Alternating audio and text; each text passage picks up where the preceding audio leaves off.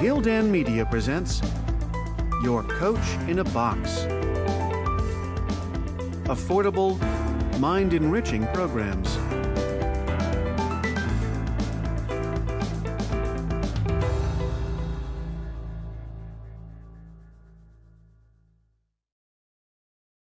Gildan Media presents an unabridged recording of Inch by Inch. It's a Cinch. How to Succeed at Anything, One Small Step at a Time. Written and read by Dr. Gary S. Goodman. Introduction and Overview. Go to NASA's website and click on the pictures of the Hubble telescope. You'll see amazing nebulas, cradles of new stars, blazing colors, infinite details. We think there are 100 billion stars in a typical galaxy, and there are 100 billion galaxies in the known universe. This thought can be overwhelming.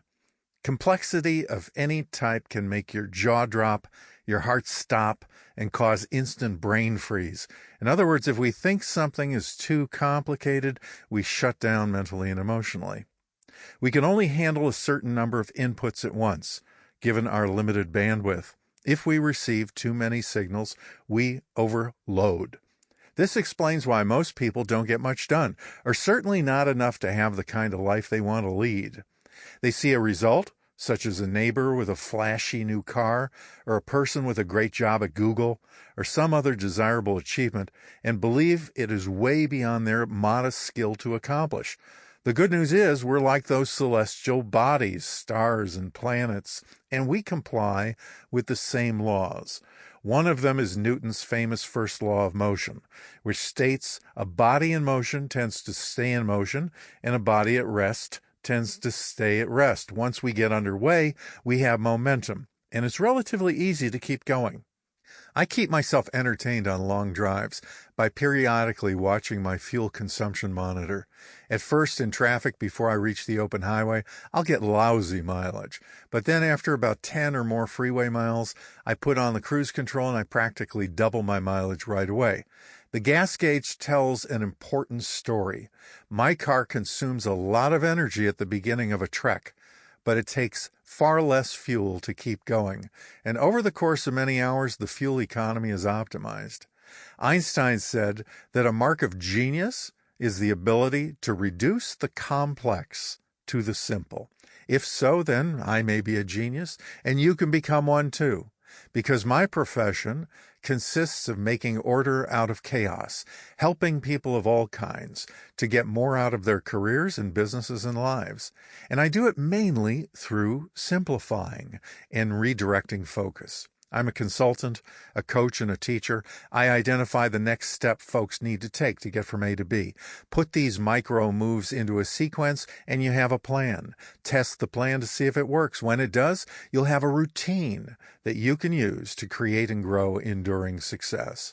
Whenever you feel stuck, or you're in what one writer called a gumption trap, where you're making little or no progress and you're stagnating, you have a very basic problem. You don't know what to do next. You're so overwhelmed by infinite options, none of which seem promising, that choosing one seems no better than choosing another.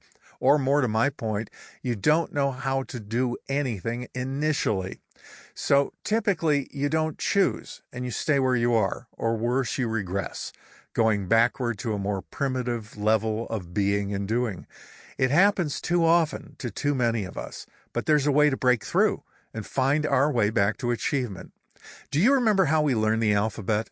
It was one letter and one sound at a time. How do we eat? We eat one bite at a time. This is so elementary that you might be thinking it's beneath you. You're way beyond what I'm saying. But if you ever get stuck, find yourself in a rut, or feel depressed or disempowered, believe me, you've forgotten this simple principle. And then you're probably asking, why me instead of what's next? Recently, I wrote a book and recorded an audiobook titled Selling is So Easy It's Hard. If you ask a slumping seller why he or she isn't producing, you're likely to hear a variety of excuses. Their sales lists are outdated. Their products are too expensive. Nobody wants to talk to them.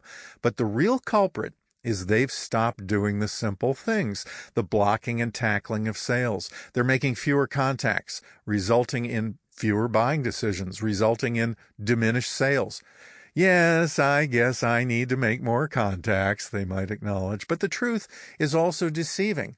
That's the big picture or Hubble photograph perspective. This is what they need to do. Theoretically, they need to make a huge number of contacts because we know that most prospects will reject their offers.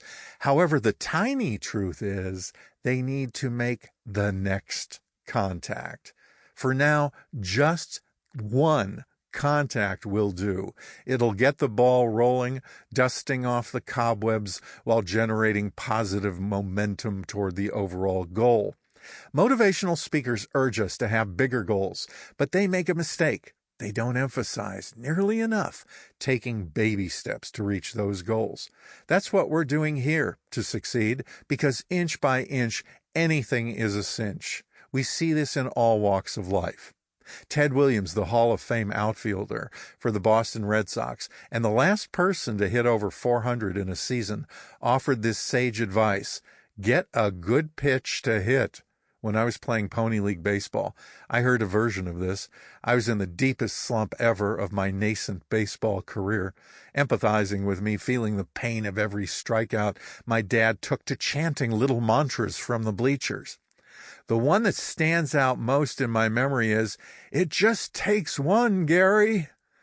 Parental tips barked from on high usually have little influence. I'm not sure this suggestion empowered me to hit more often or to hit more forcefully or to end my slumps.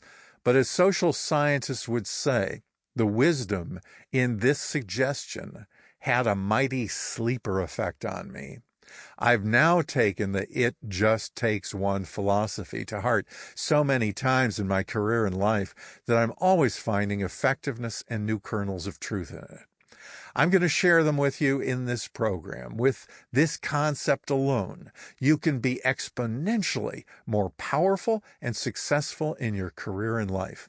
I'm the best-selling author of about 20 books and a dozen audio programs. One of my titles is The Law of Large Numbers, How to Make Success Inevitable. In that program, I say if you do enough of practically anything, you'll become good at it. Do more than that, and success will be yours. Exceed even that successful level of activity, and you'll become a legend. The concept is clear, and it works marvelously. But the problem people have is with beginning. They find it easy to continue, wheeling along once that wheel has been manufactured. What is more difficult is overcoming inertia and getting underway. We need to take baby steps and inch our way off the starting line. That's what we're focusing on here. You've heard the saying, well begun is half done. There's great truth in this. I've observed something from those that achieve great things, career success, and ultimate fulfillment. They are great starters. They do something, taking that proverbial first step, which Confucius said initiates a journey of 1,000 leagues. In spite of what some may think, most of us are very good finishers, especially when we've had initial success with the first step. Putting one foot ahead of the next feels easy and completely natural. I've reduced the whole process of starting to an essential insight. It just takes one. You name it, fill in the blank, to succeed right now and over the course of your life. This notion's applications are practically limitless. Appreciating it can break you out of slumps, end your procrastination habit, build sales, and raise incomes. It can be your watch phrase as you navigate life in search of suitable mates and best friends. It will help you to put a very different spin on rejection and failure. And crucially, it will bring everything down to a manageable perspective. I do a lot of career coaching, helping people to create novel jobs for themselves while showing them how to get paid far more than they're worth. I feel a special kinship with salespeople because I've had my own consulting practice for years. This means I've sold hundreds of engagements, all of which require selling skills. Though you may doubt this at first, I've found it just takes one successful script to make a salesperson or even a business succeed. Let me give you a personal example. This is how I started a super successful consulting practice. I developed a new seminar for businesses based on my occupational experience in sales and management, augmented by a specialized knowledge of communications that I had gleaned from 8 years of study. I sought to popularize my course by getting universities to market it. But first, I had to sell them on selling me. Universities are not fleet of foot. As a rule, they change very slowly, and they don't adapt and endorse the new without some heavy persuasion and deep thought. At least that is their reputation. I had to dismiss all of these apparent limitations because I needed their help, and I needed it ASAP. How could I persuade them to offer my course in the next 90 to 120 days? That was when my money would run out from regular college teaching, which I had decided to leave. I needed a script, but not a robotic or high-pressure document that would make them recoil in disgust. I needed a stealth script, one that did its persuasive magic without being detected. But I realized something without thinking it completely through. If I succeeded with just one university, getting them to offer my one-day course, and then if that one class was successful, there would be no limit to the number of schools I could partner with. I just needed a prototype, a beta test site, just one initial institutional partner. To snare that one supporter, I needed just one short, persuasive conversational path. So I wrote one. And in the process, I discovered what I call perfect questions. A perfect question is so well constructed that it gets the listener to think three things. Number one, I have a need. Number two, that need is important. And number three, I want Gary's help to satisfy it. I called a nearby campus that offered courses to business people.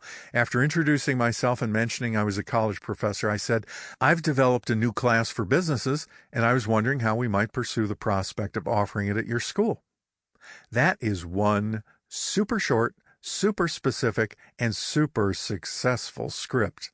Here's what the conservative deans and directors thought after hearing this perfect question. 1, we do need to attract more businesses to campus. 2, business enrollees are an important source of revenue for us. And 3, Gary seems to have just the right credentials to team up with. California State University, Los Angeles was my first partner. Within 18 months, 35 universities were sponsoring that seminar of mine. It became a smash hit. Students loved it. So did the universities, which did very well with the enrollment income. And I launched a very successful training and consulting practice that would sustain me for decades. From that one seminar, that one script, I multiplied my income by more than 10 times over 18 months.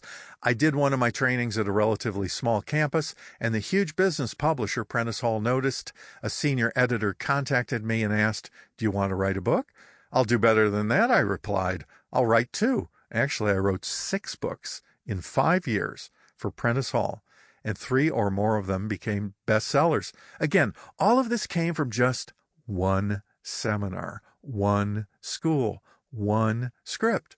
I combined the power of one with the law of large numbers and succeeded wildly, becoming independent, doing what I loved and still love, teaching and sharing knowledge. Do you know what prevents most folks from getting into shape, shedding pounds, firming their forms? The answer is so simple that it will seem utterly trivial.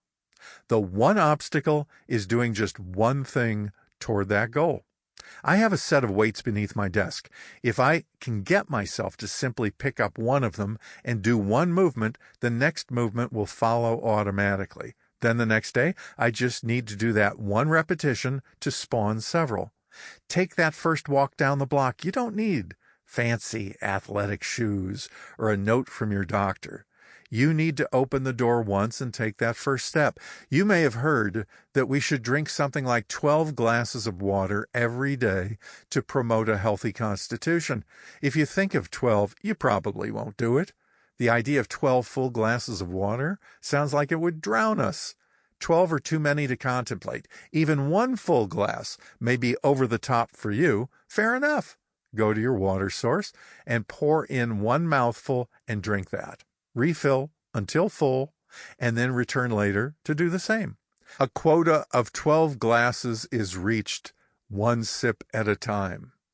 We're all beset by doubts from time to time. Instead of eagerly jumping into the game, we stand safely on the sidelines. When challenged, we retreat. Our chi, or life's essence, seems to jump under the bed and hide. We've gone from being at cause to being at effect, from active to reactive. I found when the blues set in, I just need one piece of good news. Mark Twain said something similar when he quipped, "I can live for 3 months on a good compliment, so go get one." Manufacture a piece of good news. Starting with one person, surround yourself with folks that sincerely find you to be good company. I did this the other day at the park. Waiting for my kids to finish their tennis class, I spotted another parent, so I plunked myself down on the grass. He seemed disheartened, so I decided to snap him out of it by making dumb jokes. One tickler after another was what I used. And finally, after one in particular, he cracked up. As I was leaving with the kids, he said, "Thanks for the company. Want to be cheered up? Cheer up just one other person." Works every time. I believe that looking to do just one thing, taking a small step in the direction of our dreams, is exceedingly powerful. Here's a comment about the power of starting that's often attributed to the great German poet and philosopher Goethe. "Until one is committed, there is hesitancy, the chance to draw back. Concerning all acts of initiative and creation, there is one elementary truth, that ignorance of which kills countless ideas and splendid plans, that the moment one definitely commits oneself, then providence moves too. All sorts of things occur to help one that would never otherwise have occurred. A whole stream of events issues from the decision, raising in one's favor all manner of unforeseen incidents and meetings and material assistance, which no man could have dreamed would have come his way. Whatever you can do, or dream you can do, begin it. Boldness has genius, power, and magic in it. Begin it now." This is a grand quote, redolent with power and command, but don't let it daunt you. When we hear that we need to commit, it's easy to get confused. Commitment sounds huge, overwhelming, and earth-shaking. To me, committing is anything but. It is simple and straightforward. It amounts to doing just one thing in furtherance of your wishes. Repetition comes later, usually after you've noticed you're underway and you've garnered some initial success. Thinking that things must be complex is the norm, and it is self-defeating. It leads to perfectionism. Perfectionists tend to accomplish very little in life, and they aren't very happy as a whole. They believe that every wrinkle must be ironed out before dressing, the winds have to be just right to go sailing, and the tides perfect to kayak. The way things are, the current level of your training and preparedness are never complete enough or quite right for the perfectionist, and thus perfectionists stall. They get stuck. They stay stuck. The people that accomplish the most in life have a different philosophy. More like ready, fire, aim. An accomplished executive at Xerox put it this way when agreeing to take action on something I suggested. "Around here," he said, "it's far easier to ask for forgiveness than for permission." In the same vein, you may have heard there are 3 types of people. 1, those that make things happen. 2, those that watch things happen. And 3, those that scratch their heads and ask, "What happened?" You want to be the first type, to be the person that makes things happen. This requires starting, taking the first step, trying something. Robert M. Pirsig wrote a very good novel titled Zen and the Art of Motorcycle Maintenance. His main character is an English professor in Bozeman, Montana. Trying for the umpteenth time to make it easier for his students to write their papers, he broke the process down to its elements. They were asked to write about the city of Bozeman. One girl lamented that the topic was too big and complex, and she didn't know where to begin. "Okay, start by describing a single street," Pirsig suggested. "No, still too much to cover," she countered. "Start with one house." This, too, was overwhelming. Finally, he persuaded her to write about one brick in one house on one street in Bozeman, Montana. That she could do. We need to find that one brick as well and start there. In City Slickers, a fine film comedy from yesteryear, cowboy Jack Palance and city slicker Billy Crystal exchange notes about this idea, except they're on horseback somewhere in what looks like the Old West. Raising one index finger, Palance asks, "Do you know what the secret of life is?" "Your finger?" wisecracks Crystal. "One thing, just one thing," Palance answers. "You stick to that and everything else don't mean squat." "That's great, but what's that one thing?" Crystal asks. "That's what you gotta figure out." Exactly. That's what we need to determine in all of the significant areas of life. What is the one thing we need to focus on at this time that can make all the difference? I mentioned that I'm a teacher. This is a catch-all term for the fact that I train people in business and coach them individually, and I'm also an instructor at universities. It has always bothered me when I'm teaching and my students are distracted. They may be texting on their phones or whispering to each other. Here I am putting myself out to transfer important information, which I may have never before articulated in a certain way, and some folks are going to miss it entirely. It's a waste. I was delivering a major convention speech in Las Vegas, and the distractions were everywhere. People were streaming in and out, chips in their hands, their minds on winning and losing. But I knew to ignore them, to select from the crowd one of the many that was genuinely listening, and to dedicate my talk to him or her. Likewise, there's almost always someone in the audience that is unreachable. Work as I might to ferret out their questions, to determine what information they need to know, they just don't receive what I'm sending. On speaker and teaching evaluations, though they're anonymous, that one person often gives the lowest mark of the bunch. Now get this. Every other score can be off the charts, super high. But what is my tendency? It is to dwell on that one that got away, the person I didn't reach. And I've always found there isn't enough information in that negative score or downbeat comment for me to remedy anything. My talks are serious, but I add a lot of improvisational humor to them. Just last week, one of my seminar attendees said, "Thanks for making it so much fun." For her, our 2 days together flew by, and for me as well. But that disgruntled person, the one that downgraded me, might have muttered, "The humor was a little cheesy." What does that mean? Which joke didn't you like?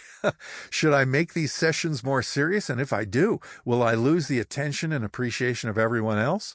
Some schools are smart about evaluations. They toss out the lowest individual score, averaging the remainder to determine the overall level of student satisfaction. Still, I receive the raw score sheets, including the one that is officially excluded. Once I've seen it, it is hard to blot it out of my consciousness, but that is the one thing I have to do. You can't win them all. You can't please all the people all the time. Our phrase is designed to help us to avoid overweighing anomalies, individual circumstances that are not the norm. Which leads me to this insight. Sometimes we need to find or discover the one exception to a rule that will get us to where we need to go. I usually rely on publishers to distribute my books and audios. They're in the business of marketing knowledge products, and they're good at it. In selling some of these projects, I've broken a famous rule of engagement with many of these publishers. I'll purposely phone them to inquire about their interest in a title instead of emailing. I get the fact that most of these folks are readers and books are read, so sending out a printed version of what I have in mind can be helpful, and I'll get it over to them. In time, that is. But I need a faster turnaround than weeks to months to hear back about an idea. In one case, I queried a publisher and didn't receive its response until a month before the book was actually published by a competing house. It took 8 months to simply receive their acknowledgement letter. So I call publishers instead, though they explicitly say, "No phone calls, please," in their pronouncements about how they prefer to be contacted. I'll leave a voicemail, short and to the point, but enticing and credible, and invariably, after I've contacted a dozen or so, I'll hear back from 3 to 6 of them who ask to see more from me about that project. This hit rate or success rate is fairly astonishing. Plus, it's fast. By using the one channel they do not want me to use, I distinguish myself from the zillions of other writers that are competing for their attention. You may be wondering, how many publishers have actually said, "You're breaking the rule, Gary, and we refuse to consider a query by phone"? 0. At least that's 0 that I can recall. Perhaps they're among those that don't invite me to follow with a full proposal. But if I'd used email, there would have been a much higher proportion of those. Frankly, rules are okay, because we know the adage, for every rule there's an exception. I'll be happy to be that one exception, and you should be too. My dad had an interesting view of rule breaking. For example, he wanted me to attend the college he graduated from, his alma mater. I said, "Dad, I don't want to go there. Anyway, I had to apply 6 months ago to even be considered. I'll make a call," he confidently replied. Later that day or the next morning, like a wizard, he announced, "You're in." "I'm in what?" "My school. I got you accepted. All you need to do is meet with the dean." Shaking my head, I couldn't believe it. Then he told me his rule, his one overriding belief in circumstances such as these. "Gary, let me say this quite clearly. There's always room for one more." This may not apply to riding in elevators where too many bodies will stress the cables, but it is surprising how often this principle holds true. Let me give you an even more improbable example of exception finding. Most actors that come to Hollywood beat a familiar path. They try to find roles, any roles at first, to develop their credits, their resumes. They also try to find an agent that will represent them to get them readings and auditions. There's nothing wrong with this rule. Everyone starts this way, or so it seems. But there are exceptions, and my dad decided to create one for me. After he saw me act in a few productions, he decided to find me an agent. How do most people go about it? They cold call agencies directly, send over photos, and badger anyone that will speak to them for an appointment. This doesn't end well for most applicants. It's more likely that they'll get an agent by referral, or one will spot them doing an obscure role in a production. Realizing this, my dad decided to manufacture a referral. He called the major studios, got casting directors on the phone. His logic was simple. They hire actors through agents, probably relying on 1 or 2 agents for most roles. Find out which agents casting directors like, and then call those agents. Dad heard the same agent's name from a few sources. He called him and said, "Casting directors at these studios highly recommend you to represent my son."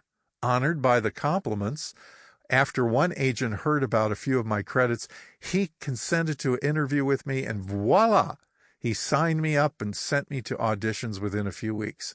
This telescoped what could have been years in the making had Dad not determined the smart, small step that he could take to produce a giant leap toward the goal. Most of us make a mistake when we set goals. We believe we have to map out all of the actions that it will take to reach them. But these roadmaps are unknowable and never completely accurate when we're sitting in our chairs. A pioneering semanticist, Alfred Korzybski, said, "The map is not the territory." We need to break out of mental abstractions and get into the concrete world of facts on the ground, as they're called. I just read one of America's astronauts' descriptions of being sent to the moon. He spoke of NASA having slung the spacecraft in the general direction of the target. But every 10 minutes, he went on to say, the crew had to steer the device, making adjustment after adjustment during the trip. Ultimately, the moonship arrived within yards of its intended goal. Imagine you're taking a cross-country car trip at night. Your map will put you on the right road, but you'll never be able to see from where you are to the end of your journey. Your headlights can help you to see only 200 feet ahead. How can you get across 3,000 miles of road while only being able to see the next 200 feet? The answer is found in the question. You only need to see 200 feet ahead to traverse the country, inch by inch. Any journey, or task, or goal is a cinch. Yard by yard, it's hard. Speaking of road trips, have you ever stopped in a traditional diner for a meal? They're all different, but in one way they're almost all the same.